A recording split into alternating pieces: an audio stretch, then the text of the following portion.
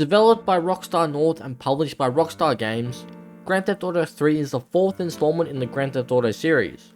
It's a 3D open-world action-adventure game set in Liberty City with 3 islands, Portland, Staunton Island and Shoreside Vale, that unlock as you progress further in the game, and it's actually the first GTA to be a 3D game. GTA 3 is actually a prequel to San Andreas as far as storylines go. So without further ado, let's get into it.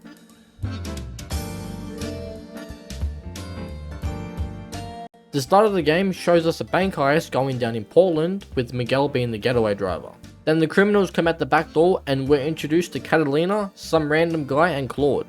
Claude turns the corner and gets shot by Catalina, his now ex-girlfriend, and says he's lost time and doesn't need him anymore. She also shoots and kills the unnamed man they were with and steals the money and runs off with Miguel. Claude survives being shot but is arrested for armed robbery and is looking at serving 10 years.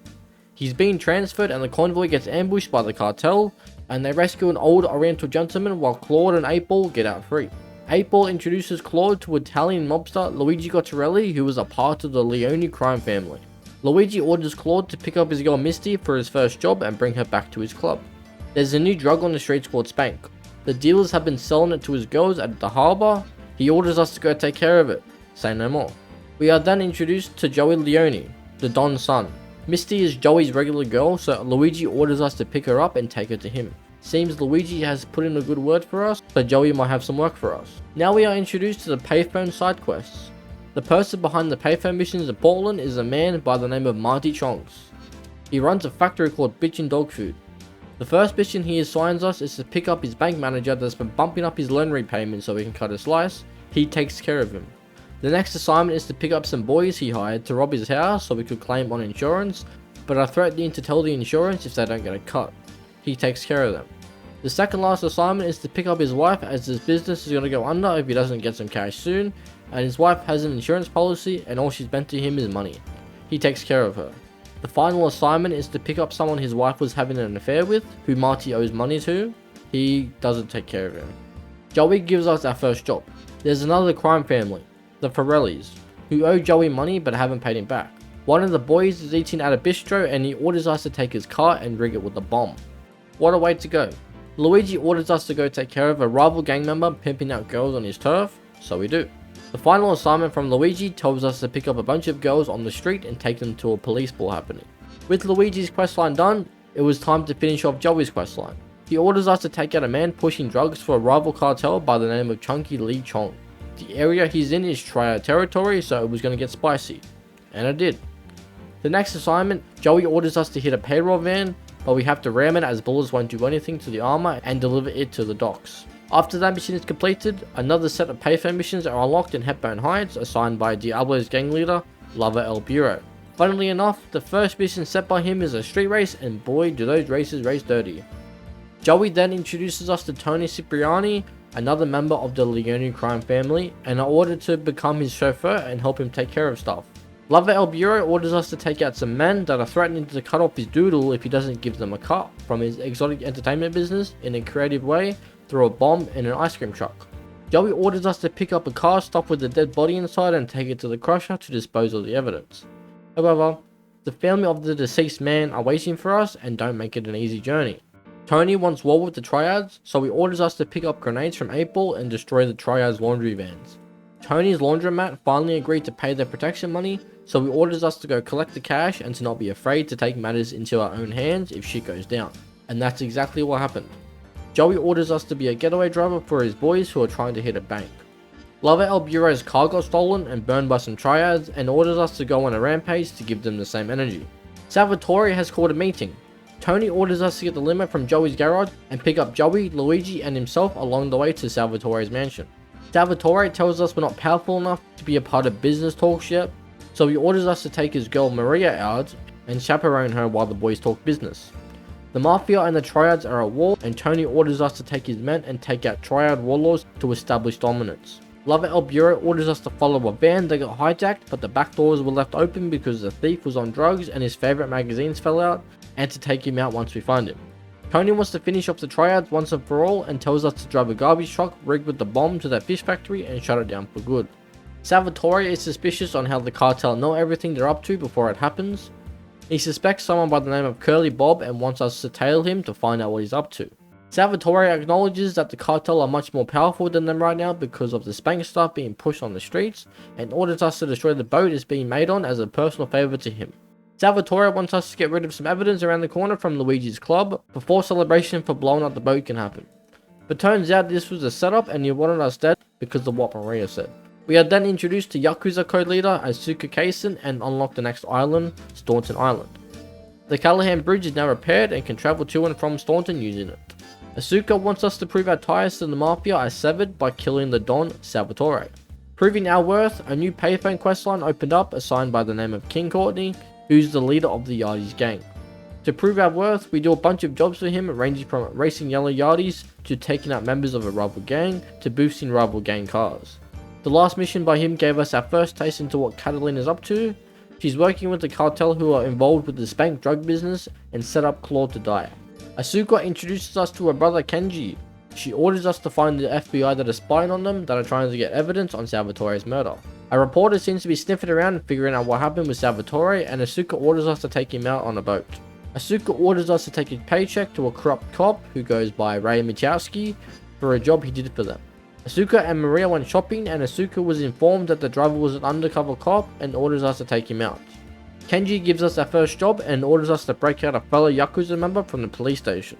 Someone did a favor for Kenji and he never got around to repaying him and orders us to acquire certain models of cars and deliver them to a garage to repay the debt.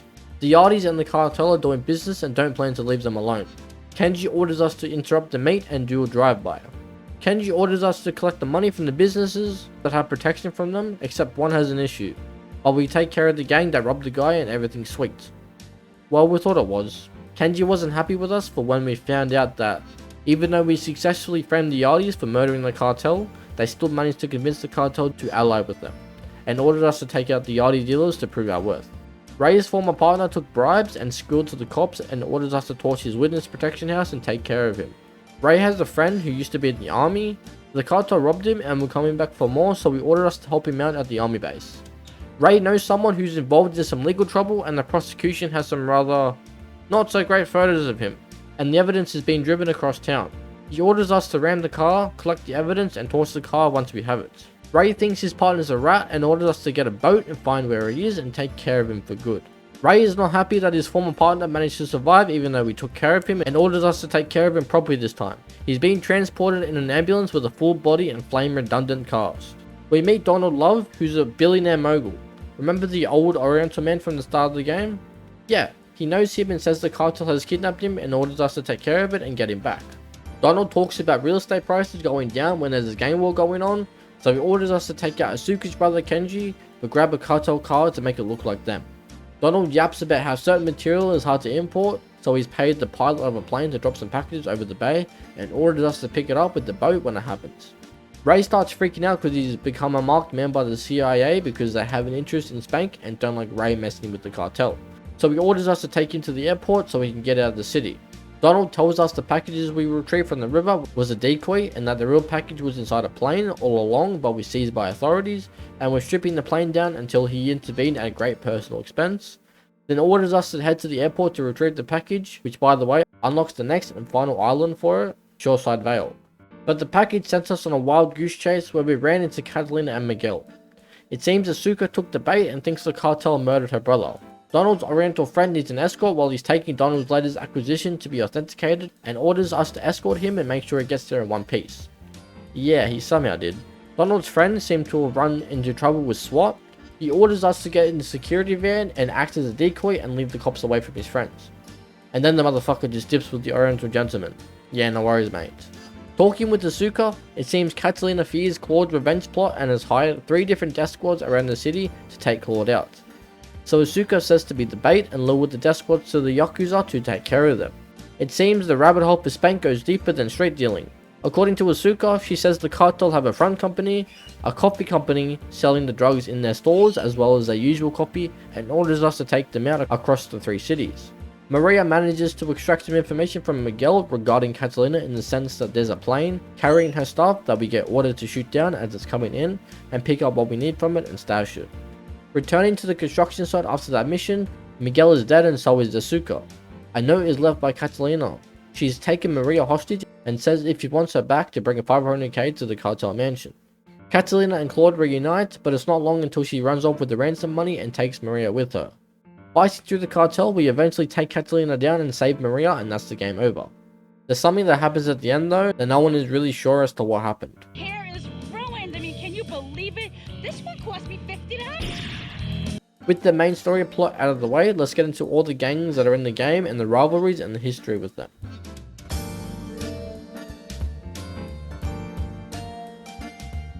The Leone crime family are an Italian-American crime family in the GTA series with their base of operations being in Liberty City.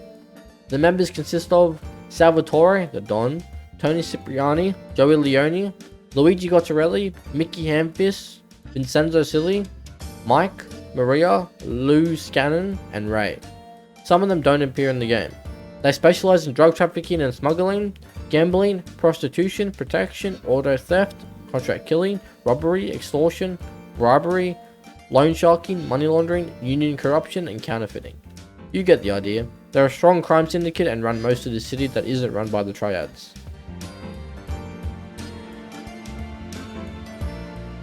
The Yakuza are a Japanese criminal organization led by the Kaisen family. The members consist of Kenji, Yuka, Kazuki, Kanbu, Asuka, Toshiko, and Yamazaki. They run parts of the city in Staunton Island. Their rivals in the city are the Yardis, who are a Jamaican gang. They specialize in gambling, counterfeiting, human slavery, and protection.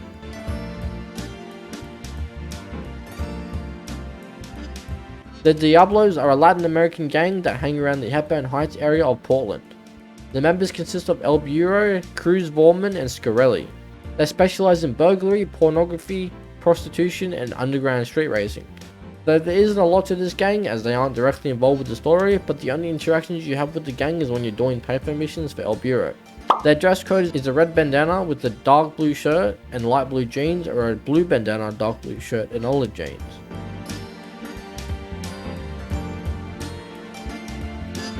The Triads are a Chinese-based gang in Portland. The members consist of Lee Chong, or Chunky Lee Chong, 3 warlords, Hung Lo, the Wong brothers, and Mr. Wong. They specialize in drug dealing, protection, and drug trafficking.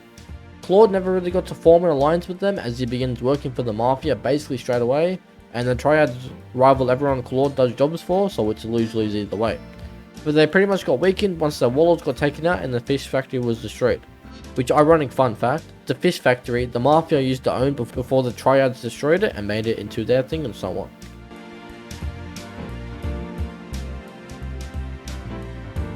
The cartel are pretty much everywhere once you get to the second island. They run Staunton and Shoreside. Might be one of the more powerful crime syndicates in the game outside of the Mafia. The members consist of Catalina, Miguel, Cisco, unnamed man at the start of the game, and Juan Kerr.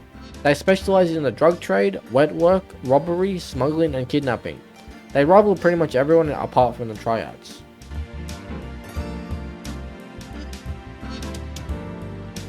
This Jamaican gang is led by King Courtney and specialize in drug dealing, underground street racing, and theft. The members consist of King Courtney, Queen Lizzie, Buster Moves, and Rudyard. They rival pretty much everyone except for the Triads. There isn't a lot to this gang as well. The only interaction with them is in Staunton on the street or doing payphone missions for them.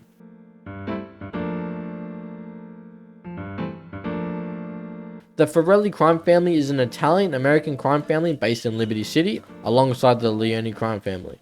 The members consist of Sonny Forelli, Forelli Capo, Forelli Associate, Marco Forelli, Franco Forelli, Mike Forelli, Harry, Lee, Tommy Passetti, formerly, Giorgio Forelli, Forelli Wise Guy, and Lubricant. They specialize in racketeering, gambling, prostitution, counterfeiting, and contract killing. The only interaction with them is when we're doing missions for Joey.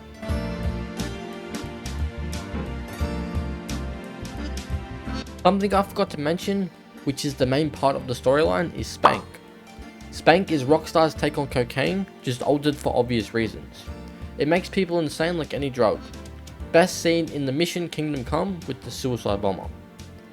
The drug comes from the Colombian cartel, which is run by Catalina and is distributed through many ways in Liberty City. And that is everything to do with the story and lore behind GTA 3 and the gangs surrounding Liberty City.